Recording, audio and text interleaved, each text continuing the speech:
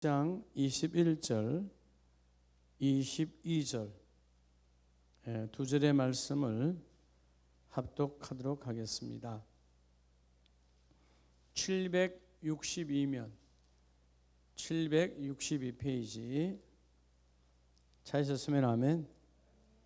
21절, 22절 다 같이 믿음으로 합독합니다. 시작. 이르되 내가 모태에서 알몸으로 나왔사온즉 또한 알몸이 거리로 돌아가올지라. 주시니도 여호와시요 거두시니도 여호와시오니 여호와의 이름이 찬송을 받으실지니이다 하고, 이 모든 일에 욥이 범죄하지 아니하고 하나님을 향하여 원망하지 아니하니라. 아멘. 할렐루야. 오늘도 주님의 은혜가 우리 모두 있기를 축복합니다. 할렐루야. 자, 오늘 우리 본문의 말씀을 통해서 오늘 새벽에도 말씀드렸는데, 여러분들 예배할 때는, 찬송하고 기도할 때는 이제 내가 기침이 있거나 또 코로나에 조금 내가 전달받거나 그런 중간에 있는 분들은 마스크 안 벗어도 되고요. 예배할 땐 될 수 있는 대로 마스크 벗고 아멘 세게. 아시겠죠? 따라합시다. 아멘을 회복하자. 이번 주일 말씀의 메시지와 깊은 연관이 있어요. 우리가 기도하다 보면, 삶을 살아가다 보면 자꾸 여러분 신앙생활 잘 올라가다가 다시 바닥으로 가. 여러분의 고백이 바닥으로 간다니까요. 여러분, 우리가 신앙에 적어도 우리 재직 정도가 되면 신앙에 뭘 따져야 될 우리가 지금 위치에 올라와 있는 거죠. 맨날 죄인 타령하면 안 돼요. 물론 회개는 중요한 거지만 신앙은 나의 위치를 견고하게 붙드는 거예요. 근데 우리가 자꾸 무기력해졌다, 위치를 놓쳐버린 거예요. 하나님이 여러분의 주되심을 믿습니까? 신앙은 믿는 자의 특별한 느낌이 있어야 돼요. 그렇죠? 신앙, 믿고 바라는 거잖아요. 느낌이 있어야지. 아니, 세상적인 남녀 간의 에로스도 느낌이 있는데 그건 변질되고 뒤집혀지고 없어지기도 하지만, 주님의 이 무조건적인 영원한 사랑은 변질되지도 아니하고 줄어들지 않고 늘 동일하신 생명 주신 하나님의 사랑이거든요. 그래서 믿는 자는 뭔가 느낌이 있어야 돼요. 뭔 느낌이 있어야 될까요? 우리의 느낌은 바로 전능자이신 그리스도께서 여전히 나와 함께하고 있음을 느껴야 돼요. 이게 신앙이에요. 그러나 여러분, 초신자 단계에서는 우리가 때로는 예수 믿고 살다가도 죄를 짓고 하니까 순간순간마다 내가 참 죄를 짓거나 잘못했구나, 오늘 좀 참을 걸. 그래요. 고백이 필요하죠. 근데 그걸로 인해서 여러분의 신앙의 위치를 바닥으로 떨어뜨리지 말라는 거예요. 이해가 됩니까? 세상 사람들도 어떤 한 잘못을 저질렀다고 모두가 다 바닥으로 갑니까? 그 대가를 치르면 다시 원래의 위치로 가요, 안 가요? 가려고 발버둥을 치잖아. 세상의 위치는 정확한 게 아니거든요. 근데 하나님이 우리에게 주신 것. 근데 오늘 여러분들이 우리의 이 영적 교만이 뭐냐 하면, 모르면서도 아는 척 하는 게 문제예요. 여러분 인생이 얼마나 남았는지 알아요? 알아요. 다 몰라요. 근데 여러분의 삶을 보면 아는 자의 삶이요, 모르는 자의 삶이요. 아는 자의 삶이에요. 내 인생 내가 계획하고 살잖아. 그죠? 자기 인생이야. 참 웃기는 거죠. 예를 들어서 내가 100만 원이 있으면 요건 이달에는 요거 10만 원 쓰고 다음 달에 20만 원 쓰고 그 다음 달에 있을지 없을지 어떻게 알아? 그죠? 그래서 오늘 이 욥이 한순간에 재산이 무너지고 재산보다 더 귀한 자녀까지 싹쓸이로 다 죽고 끝나잖아요. 그래서 여러분, 여러분의 인생은, 자, 여러분의 삶은 삶이 길어지면 인생인데 우리 집사님, 권사님들의 인생은 예측이 돼요, 예측이 안 돼요? 예측되면 뭐하러 기도하겠어? 미리 알 것 같으면. 그죠? 자, 우리 인생은, 우리의 삶은 예측이 된다, 안 된다? 우리의 삶은 예측되지 않아요. 미리 청량할 수 없어요. 자, 삶은 예측되지 않아요. 그래서 하나님께서 뭐라는 거예요? 전제하신 예측이 완벽하게 준비되신 예수 그리스도의 십자가를 붙들으라는 거예요. 뭘 붙들으라? 십자가를 붙들으라는 거예요. 최고의 신앙은 십자가 신앙이에요. 예수님께서 너의 십자가를 지고 하나님께서 내게 준 사역들이 있어요. 우리가 사역은 어느 날 새롭게 만들어진 사역이에요? 아니면 자, 오늘 여러분들이 교구장을 하고 있습니다. 권사 일을 합니다. 장로 일을 합니다. 새로운 사역이요. 어떤 사역이요? 그 사역이 이미 예수님께서 다 보여주신 사역이에요.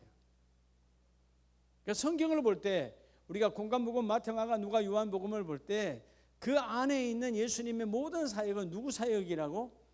장차 열매를 맺게 하시려고 주님이 몸소 오셔서 하나님은 영이시니 그 예수님도 영으로 계셨다면 우리가 그 사역을 몰라. 근데 그분이 똑같은 몸으로 오셔서 우리가 사역을 다 몸소 보여주셨어요. 예수님의 사역은 예수님의 사역이 아니고 누구의 사역이라고요? 나의 사역이에요. 근데 왜 우리가 잘 그 사역을 모르냐? 이 예측되지 않은 삶을 마치 내가 예측이 아닌데 안 되는데 예측되는 것처럼 살아가는 거예요. 우리 영적 교만. 자, 우리 크게는 오늘 본문에서 보면 뭐가 예측이 되지 않았을까요? 자, 내가 모태에서 뭐로 나왔은즉 알몸으로 나왔사온즉 또한 뭐로 가리라? 알몸이 그리로 돌아가올지라.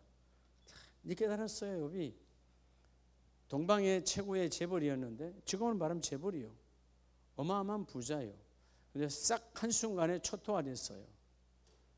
근데 그 있던 것들은 다 뭘 위해서 이전에 있었죠? 내가 죽었으면 다 의미가 없는 거예요.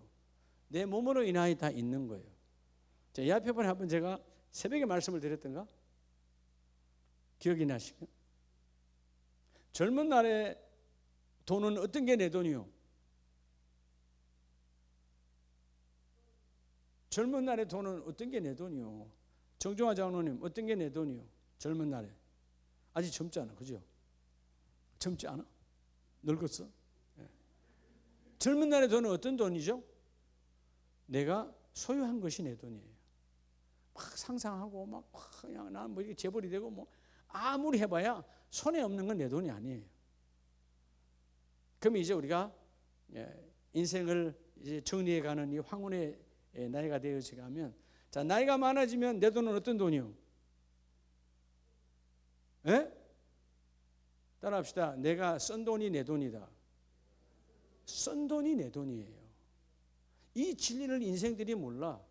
그래도 한 푼도 못 써보고 가는 불쌍한 인생들이 우리 주위에 가득해. 내 쌓아놓은 돈이 내 돈인 줄 알아. 그건 다 자식 돈이고, 자식 망하게 하는 돈이고, 이웃 망하게 하는 돈이고, 다 그런 돈이에요. 예. 적어도 이제 70을 넘어가면 마음껏 쓰시기 바랍니다. 예. 걱정하지 마요. 여러분들이 굶어서 죽게 하진 않아, 하나님이. 예? 주와 복음을 해서 마음껏 쓰세요. 여러분, 결국은 성경대로예요. 쓴 것이 내 돈이지 안 쓴 것은 내 돈이 아니야. 누군가의 타락의 길로 가. 왜냐하면 우리가 예측하지, 외치겠다면, 아니 여러분, 딱 이날에 내가 참 80에 이날에 하나님 부르신다.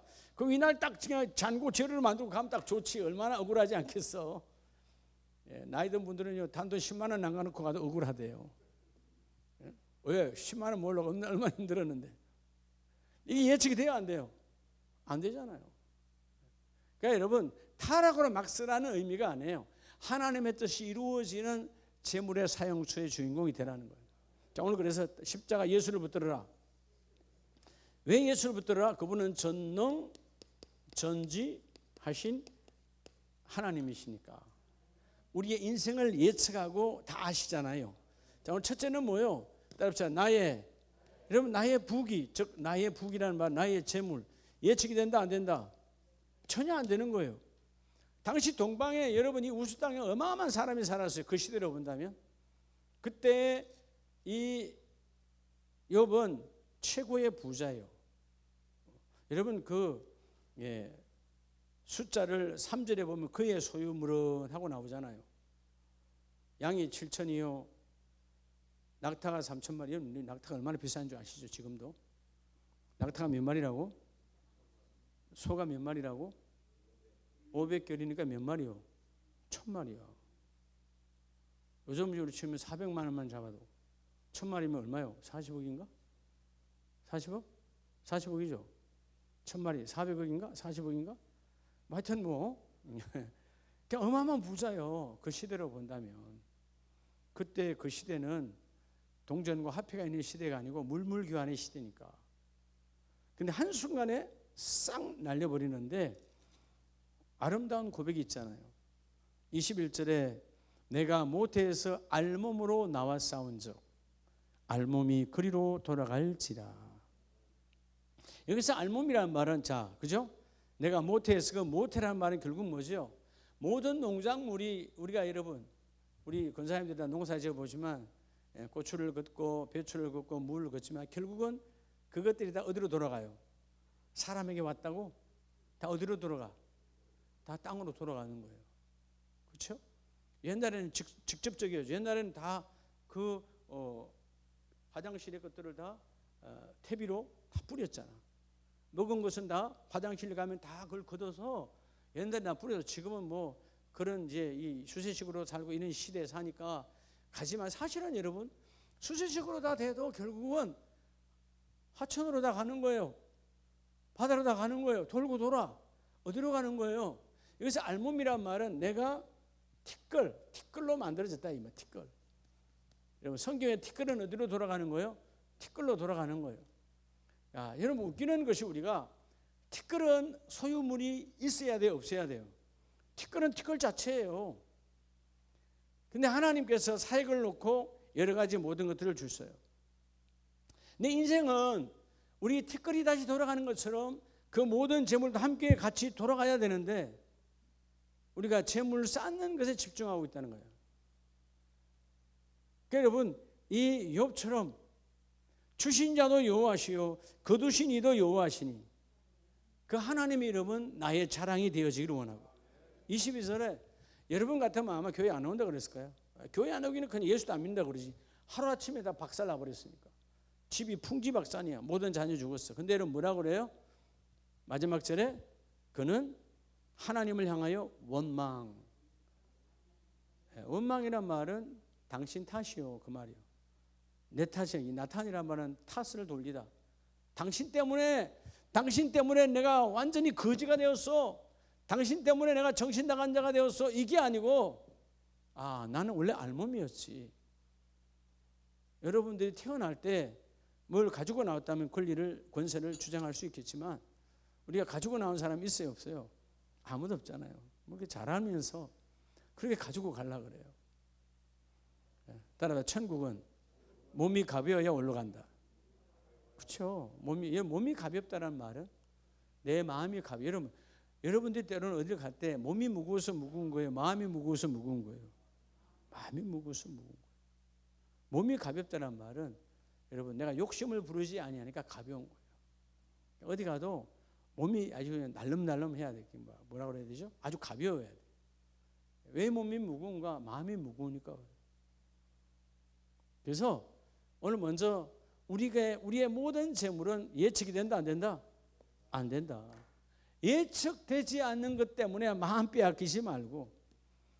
이 오늘 제목이 삶은 예측되지 않는다는 말은 이 땅에는 영원한 것이 있다 없다?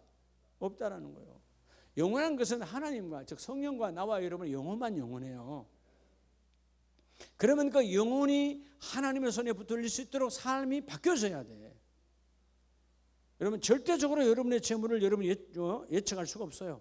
자, 이렇게 하나님께 탓을 돌리지 아니하고 하나님 나는 알몸이요 나도 어차피 알몸으로 갑니다 라고 고백하니까 마지막 장 42장 12절에 가면 그 욥의 말년에 지금 욥기서 1장에 받았던 그 어마어마한 물질의 부여가 완전히 티끌로 바닥으로 끝났는데 성경은 어떻게 줬다 그랬죠?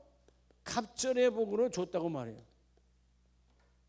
지금 망하기 이전보다도 완전히 망해서 쫄딱 바닥인데 아무것도 없는데 하나님은 그의 모든 삶을 하나님의 주권이 여기에 있습니다. 자, 그래서 여러분 예측하지 못하는 재물에 예수를 붙들으라는 말은 하나님의 주권을 인정하라는 거예요.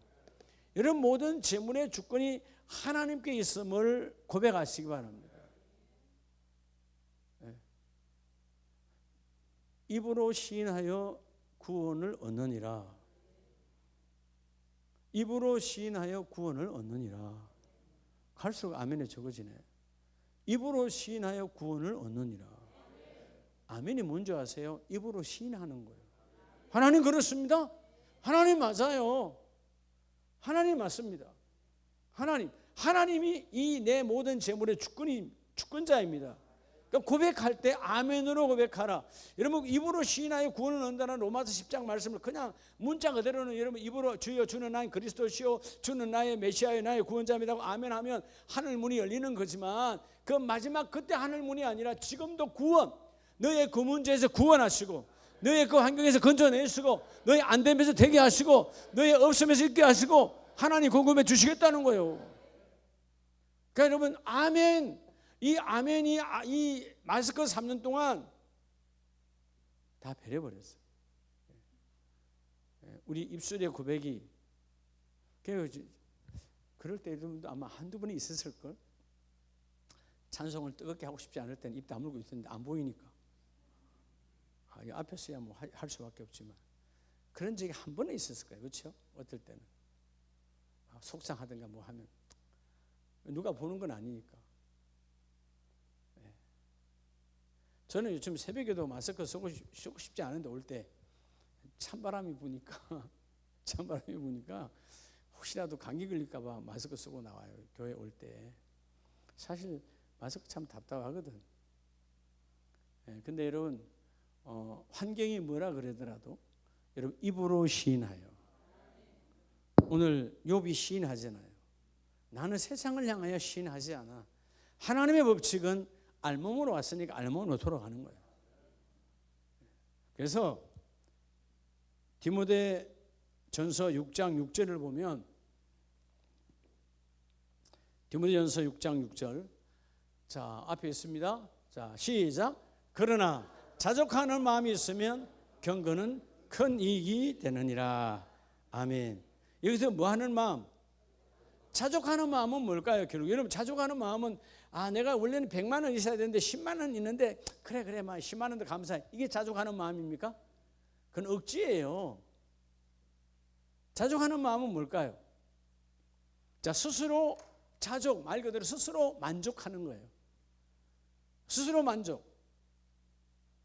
그게 뭐냐 하면 자 오늘 내가 10만 원이 내가 이 일에 내가 받아야 되는데 2만 원밖에 안 받았어. 세상으로 하면 화날 일이잖아요.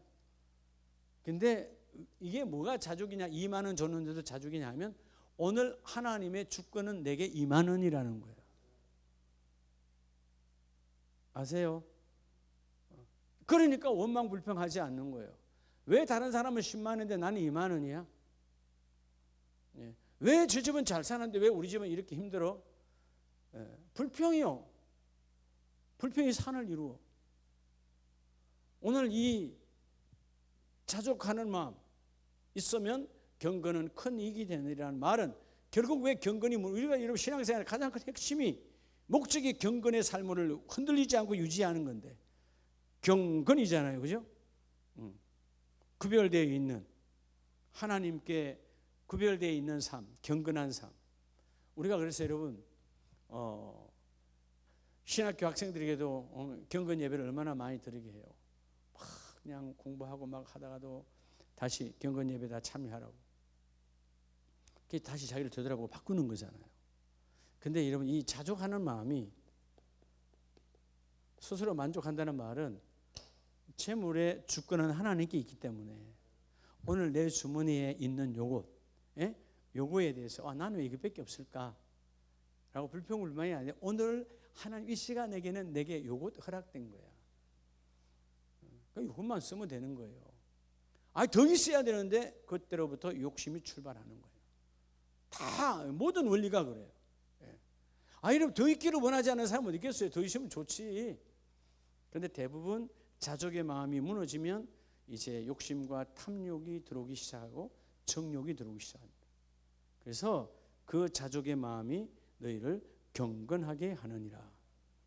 그래서 오늘 욥의 고백처럼 주시니도 여호와시요 거두시니도 여호와시니. 어저께까지는 망했었는데 오늘 아무것도 없네. 어저께까지는 하나님께서 저기까지 내게 주신 거고 오늘은 하나님 뜻을 하나님 다 걷어가신 거고. 믿음에 자족하는 마음. 왜냐하면 물질은 내가 예측할 수가 없다라는 거예요. 어떤 사람들이 목사님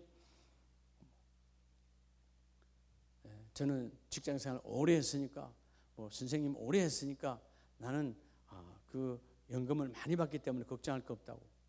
그런 정신 나간 소리 하는 사람 많아요. 퇴직금이 내 인생을 보장합니까? 연금이 내 인생을 보장합니까? 아니에요. 자족하는 마음을 가지는 자를 하나님이 보장해 주세요. 믿음의 사람은 예측할 수 없는 물질의 마음 빼앗기지 말고 자족의 마음을 가지려고 발버둥을 쳐야 돼요. 하나님 오늘은 요것만 갖게 하는구나. 어떨 때는 대출 받았을 때는 대출은 마이너스잖아요. 그 마이너스야. 하나님 지금은 내게 마이너스의 경제를 허락했구나. 수용하고 받아들이고 하나님이 허용하신 거니까. 그래 안 하면 여러분 못 살아요. 여러분 하나님의 말씀과 충돌이 없기를 축복합니다. 예를 들어 똑같아요. 부부도 마찬가지예요. 부부가 물질 때문에 사실 많이 싸우잖아요. 어떤 분은 그래요. 목사님 우리는 우리 부부가 정말 싸움이 없이 잘 삽니다. 그래요. 우리 다 싸움 없어요? 부부 싸움 없어요? 그럼 여러분들이 우리 아내가 순종을 잘해서 싸움이 없다라고 착각하는 거예요. 그 아내는 멍들어 있어. 오늘 집에 가서 우리 정조화 장로님이 이현성 권사님에게 나로 인해서 멍든 거 있으면 좀 꺼내놔봐. 물어봐요. 지금 보니까 반대 같아. 나는 이현성 권사님 때문에 멍들고 있습니다. 그런 거 아니야? 이게 뭐냐 하면 수직의 순종은 상처를 주게 돼 있어요. 대부분 우리의 삶이 수직의 순종이 많아요. 아내가 말하니까 아이고 평화로다. 참고 순종하는. 그죠? 이인희 집사님 그죠? 이상한 집사님 그죠? 그때 있죠, 그죠?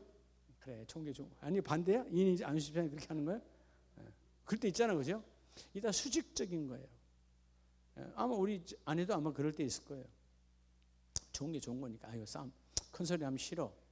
그러니까 그걸 안 하기 위해서 수직적으로 순종했어요. 결국은 두 중에 한 사람 아니면 서로가 상처만 가득해요. 어떻게 순종이 이루어지죠? 수직이 아니라 좌우의 순종이 이루어져야 돼요. 격이 같은 순종이 이루어져야 된다고. 위에서 눌리고 밑에서 그냥 정복당하여 하는 순종이 아니라 좌우가 같아야 돼.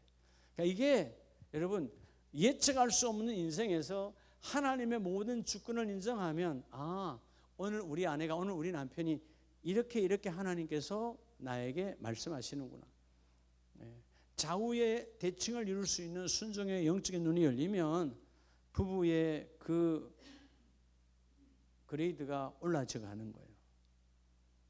아니 그 정도 오래 사셨으면 30년 40년 오래 살았으면 시당 바닥에 부부가 되면 안 되잖아요.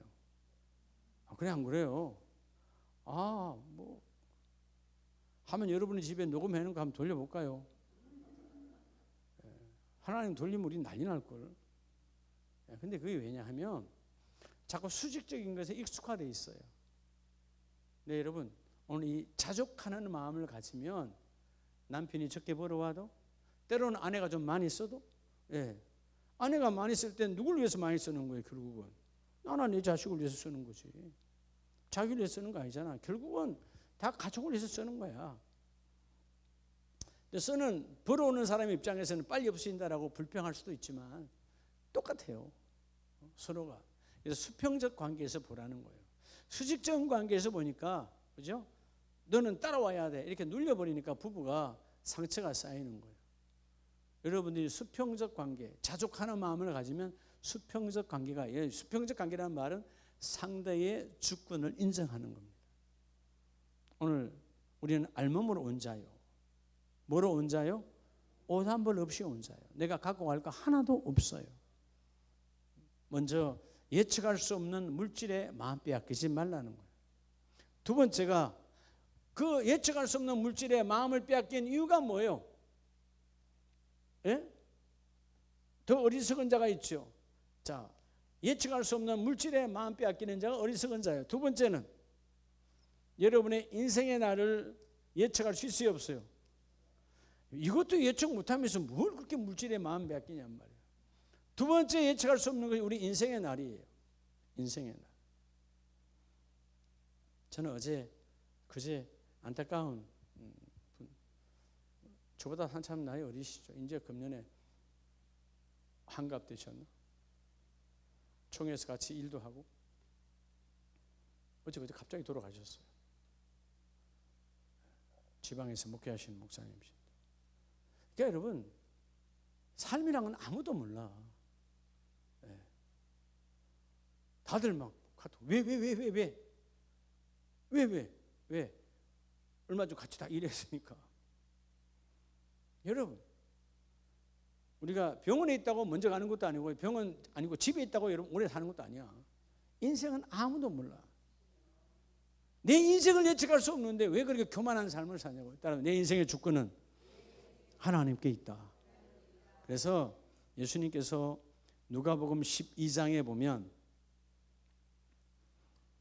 12장 19절에 내가 내 영혼에게 이르되 영혼아 여러 해 쓸 물건을 많이 쌓아두었으니 평안히 쉬고 먹고 마시고 즐거워하자 하리라 하되. 인생을 꿈꿨잖아요. 내 영혼아 이르되 영혼아 언제 동안? 여러 해. 자기가 하나님이지. 여러 해라는 말은 여러분 얼마나 긴 시간일까요? 오늘 여기서 하는 이 어리석은 한 부자는 그 여러 해 하는 것은 긴 세월을 말하는 거예요.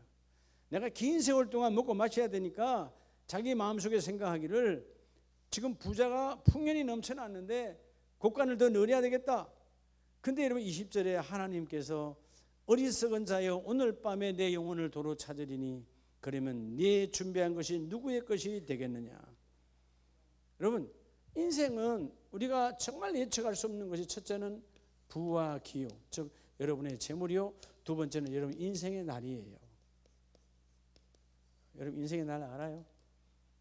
아무도 모르잖아요. 저는 저희 어머니가 그렇게 빨리 돌아가실 줄 몰랐어요. 예? 그렇잖아요. 그렇게 이뻐한 저는 엄마가 되게 이뻐했거든. 엄마 일을 다 해줬으니까 재봉틀까지 해주고 다 했는데 중학교 다닐 때. 근데 이 이뻐한 아들 장가 가는 것도 못 보고 가셨어. 참 지금 생각하면 60세에서 돌아가셨으니까 우리 어머니. 그렇잖아요. 우린 지금 그보다 더 살고 있잖아. 나 그래서 참 어머니보다는 더 살고 있네. 아무도 몰라요. 좀 더 어머니에게 속썩인 건 단 한 번도 없지만 그래도 돌아가시고 나니까 좀 더 잘할 걸, 좀 더 잘해드릴 걸. 뭐 여러분 어머니 밑에 사는 사람이 잘해봐야 얼마나 잘하겠어. 심부름만 잘하면 되고 설거지 잘하면 되고 그런 거 아니에요, 그죠? 밥상 잘 차리면 되고 그런 거지. 장가도 안 가는데 직장 가서는 용돈 잘 해드리고 그랬어요. 직장 처음 가서는 봉급 타서 내가 누나 집에 잠깐 얹혀 있었으니까 누나한테 갖다 주고 첫 봉급은 어머니한테 다 보내드리고 정말 착했다니까.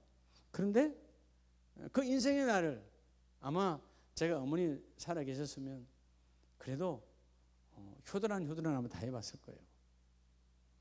근데 효도하려니까 안 계시더라고. 부모뿐만 아니에요. 우리 본인 자신들도 다 마찬가지예요. 우리가 여러분 내일도 산다라고 뭐 하나님의 은혜니까 뭐 내 같은 거 걷어가봐야 하나님 나라에 다 뒤치다거리 할 일이지. 조금 더 하다가야 하나님께 쓰임받지 않겠어요? 그래 안 그래요? 맨날 여러분 그렇게 일하는 골고루 하는데 하나님 나라 데려가서 어디다 쓸 거예요? 그래서 더 열심히 하다가야 이제 그 내가 널 좀 쓰겠다 이렇게 하지 않겠어요? 저도 늘 하나님 지금 부른다 그러면 이 땅의 날에 미련이 많아서 하나님 아닙니다가 아니에요. 부끄러워서 하나님 나라 상급받을 게 부끄러워서 하나님 조금이라도 더 기회를 주세요. 이게 여러분 조금 더 길게 살려고 하는 것이 세상 사람들이 말하는 세속적인 그런 장수. 그럼 죄지어 가면서 89세 살면 뭐 할 건데요? 죄만 쌓이는 것이. 그렇잖아요? 여러분 그래서 우리가 이제 이번 주일부터 우리 전도주일을 시작하겠지만 여러분의 부모나 친정이든 처가든 뭐 외가든 간에 믿지 않는 어른들이 나이가 들어가면 죄만 쌓다 가는 거예요. 복음을 전해야 되는 거예요.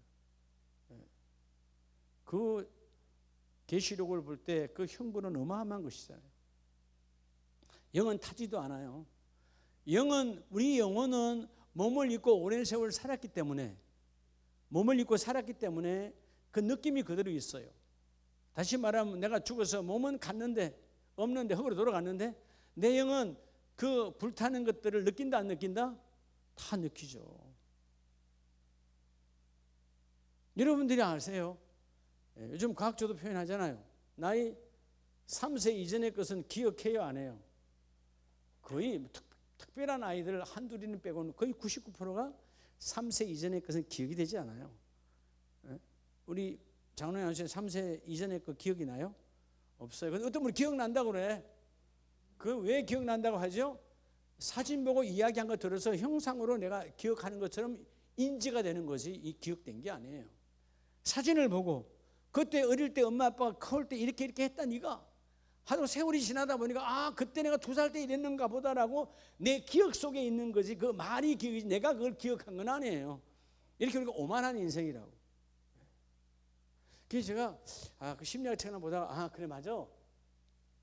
제가 3세 이전의 것을 저도 한번 기억해 보려고 했는데 아무리 기억해도 3세 이전도 여러분 요즘 엄마들 같으면 2살, 1살만 돼도 아이들 데리고 여행 가서 기억에 남게 한다고 정신 나간 짓이요.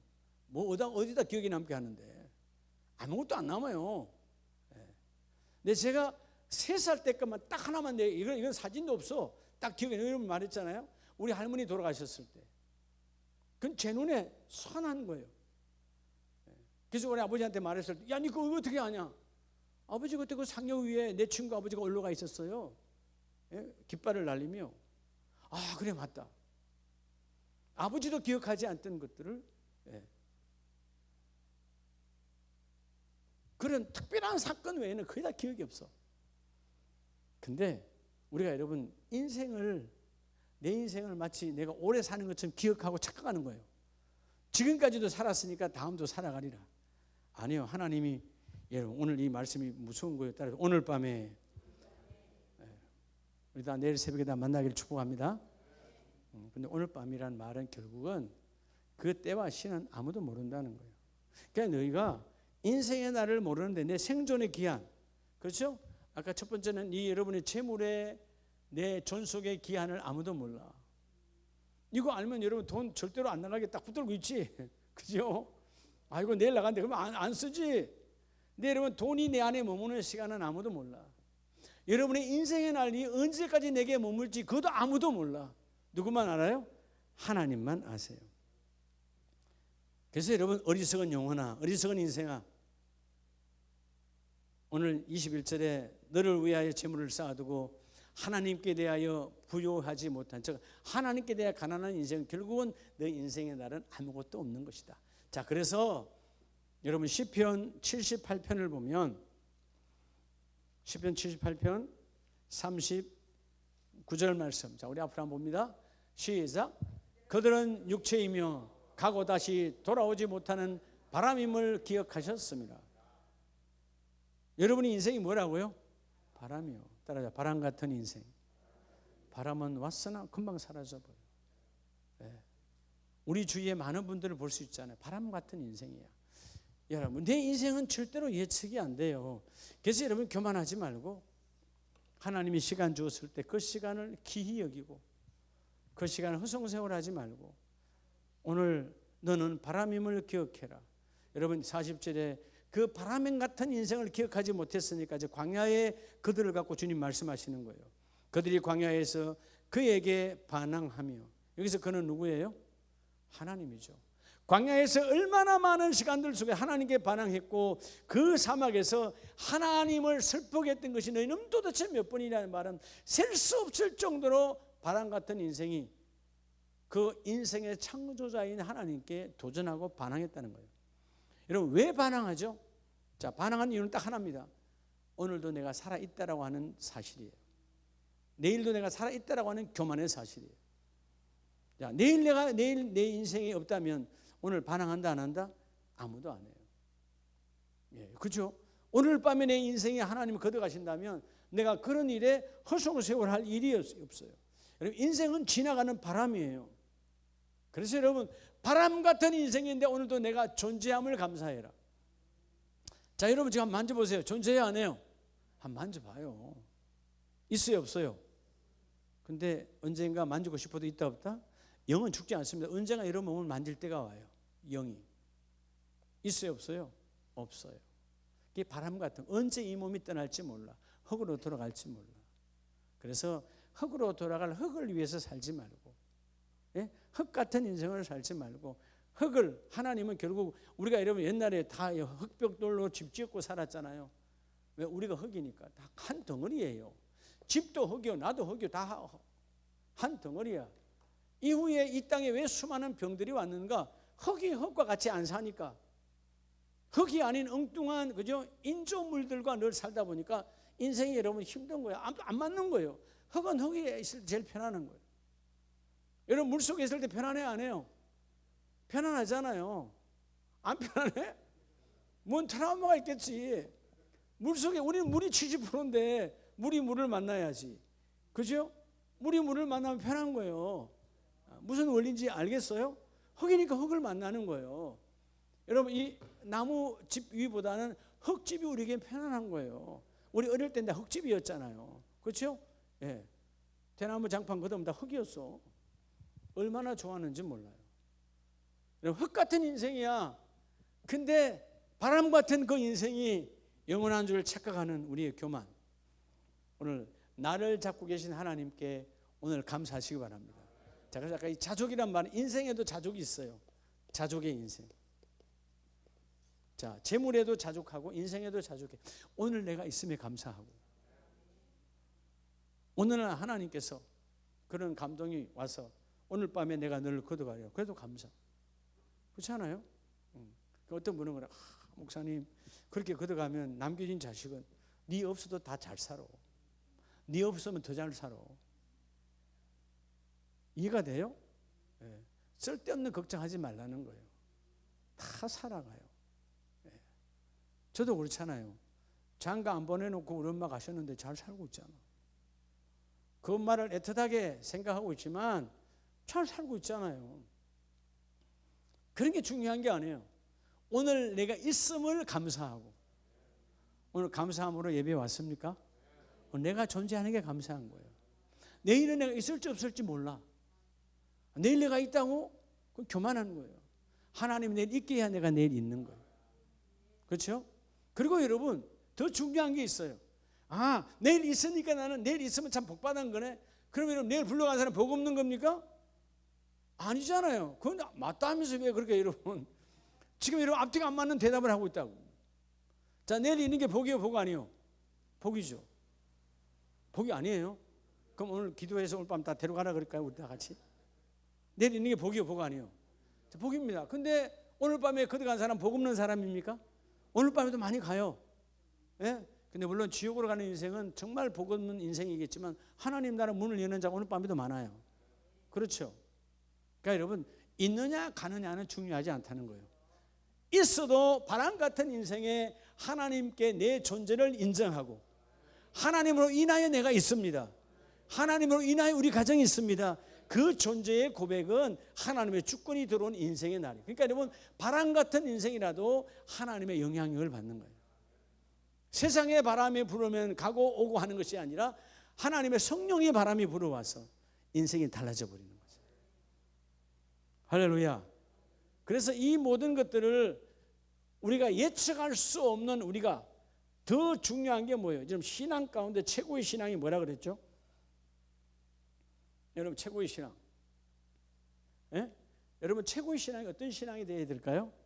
최고의 신앙은 따라합시다. 재림 신앙. 주님이 언제 오실까?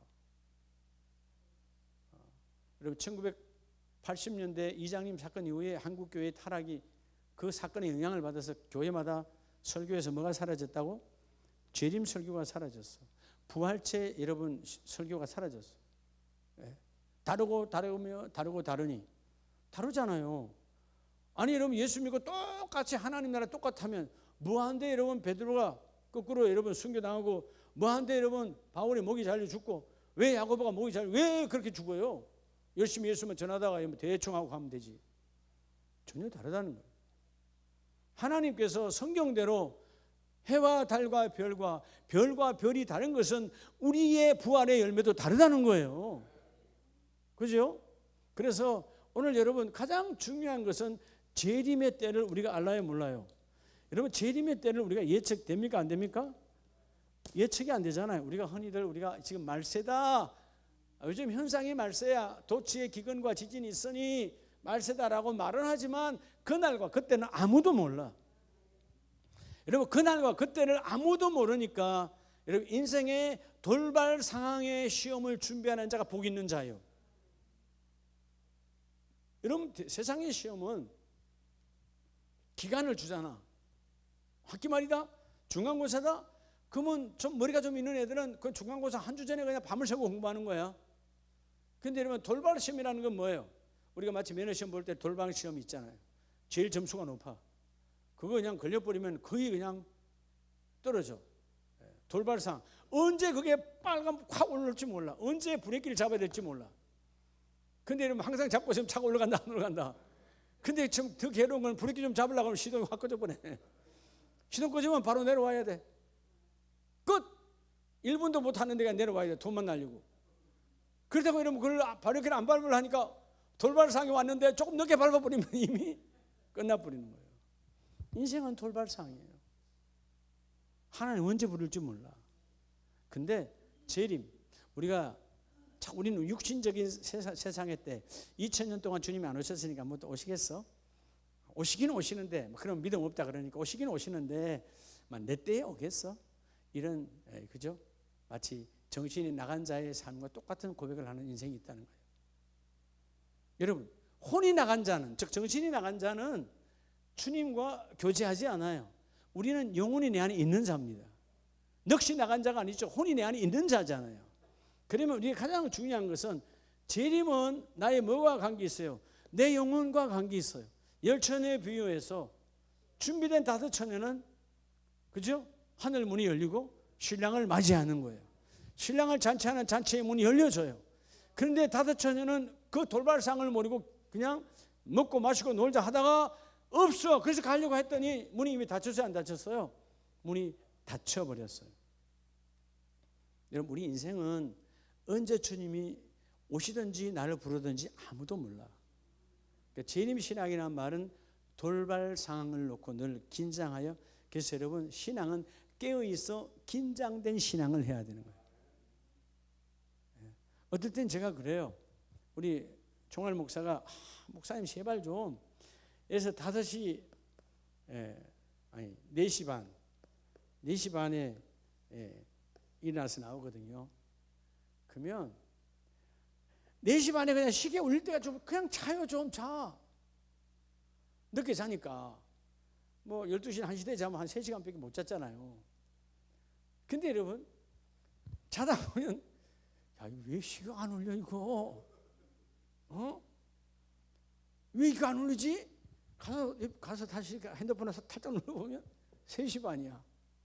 야, 감사하다. 1시간이나 남았네. 그거 그냥 자면 되잖아요. 근데 또 뭐냐 이거 1시간 왜 이렇게 길어? 그리고 또 가서 딱 보면 30분밖에 안 지나갔어. 그 왜 그럴까요? 내가 이게 시계를 못 믿었을까요? 이거예요. 내가 새벽 기도를 실수하면 안 된다는 거에 걸려 있는 거예요. 그게 긴장이요. 여러분들 실수하면 안 나쁘는 그만이야. 저는 그게 안 되잖아요. 예? 아무리 싫어도 여러분 피곤하고 힘들어도 예? 어떤 뭐 장로님 권사님은 나 오늘 주일날 교회 안 갈래요. 꼴 보기 싫어서. 근데 다른 분도 나도 안 갈래요. 했더니 너는 목사니까 가야 되잖아. 예? 담임 목사는 와야지. 예, 긴장. 이렇게 여러분 긴장을 스트레스로 긴장하는 것이 아니라 사역으로 긴장하라. 따라합시다. 사역으로 긴장하라. 그게 여러분 재림을 준비하는 자의 삶이에요. 우리 마지막 말씀을 한번 보겠습니다. 베드로후서 3장. 여러분 주님의 때는 아무도 몰라요. 3장 8절 봅니다. 8절. 자, 우리 앞에 한번 볼까요? 시작. 사랑하는 자들아, 주께는 하루가 천년 같고 천년이 하루 같다는 이 한 가지를 뭐 하지 말라? 잊지 말라. 2000년이 지났다고? 너희에게는 긴 시간인지 몰라. 주님께는 이틀이 될 수도 있는 거고. 하나님이 영이시기 때문에 우리 세 속에 있는 우리 육에, 우리는 이 해 아래에 있는 인생은 시간에 적용을 받지만 해를 창조하신 분은 시간과 관계없는 거예요. 그분에게는 과거도 현재고 현재도 미래고 미래도 현재예요. 이해가 되세요? 그건 우리의 육으로는 이해할 수 없는, 하나님은 과거의 하나님, 현재의 하나님, 미래의 하나님 따로따로 다 한 분이시다. 그분은 과거에 계시고 지금에 계시고 미래 안에 계세요. 그러니까 여러분 전지하신 하나님이야. 이분에게 붙들려야 된다니까. 여러분 언제 한번 제가 과거의 그 하나님이 지금의 하나님이고 미래의 그 하나님이 지금의 그 하나님이다. 여러분 이제 한 영적 귀가 확 열리면 좀 한번 전하고 싶은데 잘못하면 여러분 또 이상한 쪽으로 목사님 이단 만들어버려요. 정말 이거 중요한 부분이거든요. 우린 육이기 때문에 어제는 벌써 과거야. 돌아갈 수가 없어. 아무리 여러분 오늘은 진짜나 싫어. 하나님 오늘 미리, 여러분 사실 우리 인생이라면 하루가 얼마나 중요해요. 그렇죠? 아니면 어떻게 너무 큰 문제가 있는 사람이 너무 고통 중에 있는, 고난 중에 마치 욥처럼 있다면 어떤 분은 하나님 이번 한 달 그냥 내 인생에 없는 것 해주세요. 내 인생 그냥 한 달 감하더라도 먼저 가더라도 주님께 한 날 짧아지더라도 내 다음 달로 넘어가겠습니다. 되나 안 되나요? 우리는 안 돼요. 우리는 과거와 현재와 미래에 딱 구분되어 있어요. 몸이 있기 때문에. 하나님은 지난날 내가 태어날 때 그 하나님이 지금도 이 하나님으로, 나를 부를 때도 그 하나님으로 똑같이 시간과 관계없이 계세요. 우리의 생각으로 여러분 판단하면 안 돼요. 과거의 그 하나님 지금 현재에 와 있구나. 이거 아니라니까. 무슨 뜻인지 알겠죠? 과거의 그 하나님 지금 와 있다는 개념이 아니에요. 그 하나님이 지금 이 하나님이고 그 하나님이 지금 이 하나님이에요. 이 어마어마하신 하나님. 그러니까 여러분들 오늘 재림을 준비하는 제 복을 받으라는 거죠. 9절 말씀에, 자 9절, 주의 약속은 어떤 이들이 더디다고 생각하는 것 같이 더딘 것이 아니라 오직 주께서는 너희를 대하여 뭐하사? 그러니까 결국은 여러분 2000년 동안 우리 모두를 하나님은 뭐 하시려고? 구원하시려고 뭐 하시고? 참으사 인내하시는 하나님. 오시면 끝나잖아요. 한 명이라도 예수의 이름이 온 땅에, 믿고 안 믿고는 두 번째고, 온 땅에 모두에게 전거되는 그날까지 가야 내가 끝이 오리라. 그래서 모두가 다, 자 9절에 다 회개하기에 이르기를 원하시느니라. 회개, 메타노니아, 돌이킴, 다시 돌아옴. 그러니까 여러분 모두가 다 회개해야 돼. 세상 사람은 회개할 게 없다라고 말하잖아요. 복음을 전해, 내가 무슨 죄 지었는데요? 우린 다 뭐요? 예수님께 자녀가 됐던 그 길에서 반대로 갔기 때문에 다시 회개하여 돌이켜 주님께로 돌아와 하나님의 자녀된 삶을 살아야 돼요. 자, 그래서 베드로후서 3장 12절에 하나님의 날이 임하기를 바라보고 뭐하라? 간절히 사모하라. 뭐를 간절히 사모하라? 재림의 그 날을 사모하라. 여러분 재림의 그 날을 사모하는 신앙인이 되려면 오늘도 적당히 살 수가 없어요. 타협하고 살 수가 없어요. 오늘 하루를 허송세월 수가 없는 거야. 주님이 이 밤에 오신다면 내가 할 말이 있어야지. 주님 그래도 내가 이만큼 일하다가 오늘 주님 오셨네요. 넌 손도 대지 않았네. 아니 내 말을 쳐다보지도 않았네. 이게 아니라 주님 그래도 난 나름대로 이렇게 했어요 하고 있는 중이에요. 할 말 있는 자는 바로 사모하여 간절히 사모하라. 그래서 13절에 시작. 우리는 그의 약속대로 의가 있는 곳인 새 하늘과 새 땅을 바라보도다. 이런 베드로 사도의 위대한 신앙의 선포가 나는 날마다 여러분 가는 곳곳마다 핍박과 바피어 여러분 감옥에 들어가고 죽음의 직전이고 어마어마한 사건의 연속이지만 나는 새 하늘과 새 땅, 그게 뭐요? 한문으로 신천지다, 그죠? 신천지. 예? 새로운 하늘과 땅이요, 신천지요. 얼마나 기존 교회가, 우리 교회들이 신천지가 삶을 못 사니까 가짜가 다 가지고 와서 요즘 우리 신천지라는 말을 잘 안 쓰대요. 교회가 뺏겨버렸으니까. 여러분 안에 신천지 있어요, 없어요? 다 답을 못하네. 그럼 또 신천지가 되는 줄 알고. 걔들은 가짜예요. 사단 마귀의 장난에 놀아요. 여러분 그들에게 무슨 신천지 안에, 여러분 흔히 말하는 그 신천지 교회 안에, 그죠? 예? 이만인가? 예. 이만희 안에 무슨 하나님 나라가 있어요? 예수가 없는데, 지가 성령이라는데, 저기 뭐죠? 넋이 나간 자예요. 그건 이미 지옥의 앞잡이에요. 전에는 14,400인가 하다가 또 늘어나니까 인원 늘리다가 이제는 한 지파가 또 그만큼 늘어나요. 계속 말만 바꾸는 거예요. 여러분 성경을 한번 바꾼 적이 있어요, 없어요? 한 번도 말 바꾼 적이 없어요. 성경은 말씀이기 때문에. 그리고 여러분 새 하늘과 새 땅을 바라보도다라는 말은 그 재림의 그날을 사모하는 거예요. 우리에게는 2000년의 긴 날이지만 주님께는 어떻게 보면 이틀도 아니지, 주님께는 시간이 아무런 의미가 없잖아요. 어제가 오늘이고 그제가 오늘이야. 할렐루야. 그렇잖아요. 그래서 여러분 하루고 이틀이고 1시간, 2시간 주님께는 아무런 의미가 없어. 그런데 우리는 마치 오랜 세월 오시지 아니했는데 오실까? 우리 아름다운 가족들, 우리 영상을 보는 가족들도 마찬가지고요. 다시 재림의 신앙을 회복해야 돼요. 하나님은 어느 가정에 복을 주었는가? 한국교회 200년 사이에 재림을 사모했던 1907년 그 평양 장대현 교회의 뜨거운 그 추위에 여러분 잠잘 곳도 없는 데서 사경회를 며칠을 해도 가지 않고 했던 그들은 재림 신앙이었어요. 주님 이 밤에 오실까? 내일 오실까? 일제의 탄압이 극악했지만 주님은 오신다. 반드시 오신다. 그렇죠? 오시기 전에 아니면 나를 먼저 부르시든지 오시든지 둘 중 하나. 반드시 하나님 아시는데 여러분이 주님께 부름을 받을 때는 아무도 몰라요. 그래서 돌발 상황에 대비해서 긴장하고 신앙생활을 하라. 그래야만 하나님의 그 일을 이루시리라. 오늘 예측할 수 없는 바람 같은 인생에도 성령은 내 길을 예측하고 가시니까, 예측이란 말은 이미 예비하고 청량하셨다고 말이에요. 그분은 우리 예비하고 청량하셨잖아요. 나는 몰라도 주님은 다 알아. 김 집사가 이렇게 박 집사님 이렇게 주님은 다 예비해 놓으셨어. 자로 다 재워 놓으셨어. 그 길에 주여 내가 합당하게 쓰임받기를 원합니다.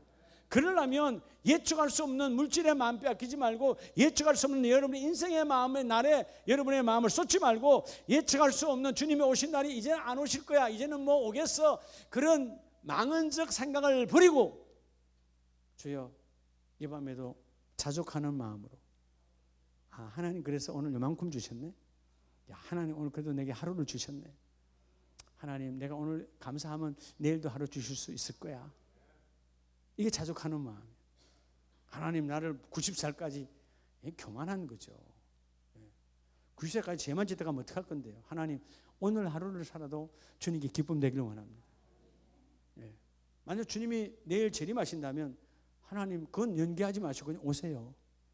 재림은 연기하면 돼요, 안 돼요? 연기하지 그냥 오세요. 나는 그날은 모르지만, 그러니까 나를 부르실 때는 주님 내가 좀 더 주님의 일을 감당하고 열매 맺고 주님 앞에 아름답게 서기를 원합니다. 이런 고백은 이쁜 거예요. 따라합시다. 예측할 수 없는 인생, 예측하시는 주님께 붙들리시기를 예수의 이름으로 축복합니다.